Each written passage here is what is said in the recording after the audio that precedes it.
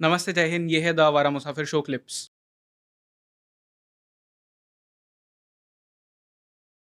ये जो अटैक्स होते हैं, इसके बाद में डर पैदा हो जाता है लोगों के अंदर। नाउ एज अ सिविलियन, क्योंकि हमारे पास में तो कोई कॉम्बैट ट्रेनिंग नहीं है, कुछ नहीं है। How do we fight these एक टेररिस्ट? हाँ, एक बताता हूँ अगेन, थोड़ा सा इस पे करेक्शन नहीं बोलूँगा। एक चीज़, ये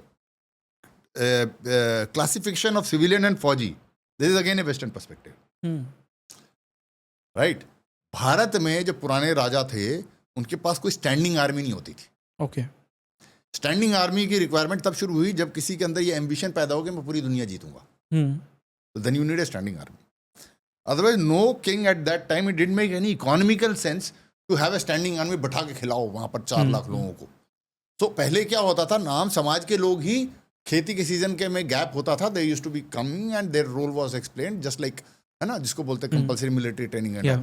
तो वो एक्सप्लेन करके and then they used to go back. And जब भी ऐसा कोई खतरा होता था, वो राजा के संदेशवाहक जाते थे, ढोल बजा, सुनो सुनो सुनो, and everybody used to come and थोड़ा बहुत रिफाइनिंग करके and everybody used to go to battle. So please don't accept this कि हम सिविलियन हैं, एवरीबॉडी इज अ सोल्जर। पहली बात, जो मोमेंट ऑफ सिविलियन आप बोलते हो ना, तो you suddenly let go of that soldierly instinct. Correct. जो मैंने 4 प्रॉपर्टीज जो मनुष्य के बताए ना, खाना, लास्ट वाला, फाइटिंग वाला, you just get rid of that moment you put the tag of civilian. Please don't take that tag. Before soldier वोल्जर तो बाद में आए ना, पहले तो मनुष्य जब पैदा हुआ तो सभी बराबर ही थे ना, उसमें फाइटिंग वाला इंस्टिंक्ट है।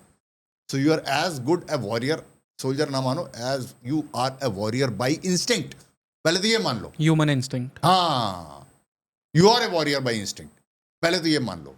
Now the reason why man came together to live as a society, there were many reasons. One of them was to collect together and fight.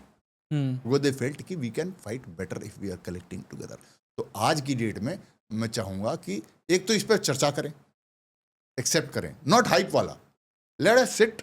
आप जहाँ भी, जिस सोसाइटी में जहाँ पर भी रहते हैं, एक्सेप्ट करें कि देयर इज अ थ्रेट। पहले एक्सेप्ट करें, रियलिस्टिक असेसमेंट करें, and then think what can we do.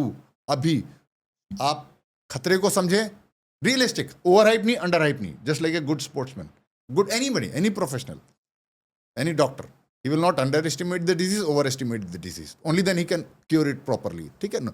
तो overestimate नहीं, underestimate नहीं, analyze it, then understand yourself, where do you stand, this is the threat, this is where you are, now talk, discuss, use your mind, how can you plug the gap, right, and थोड़ा सा you should be over, better than the threat, only then you can defeat the threat ना, और deter the threat। और एक और बात बताऊं, ये दुनिया में जितने शांति समर्थक लोग हैं ना, उनको मैं बता रहा हूं मैं, you want peace, be prepared for the battle.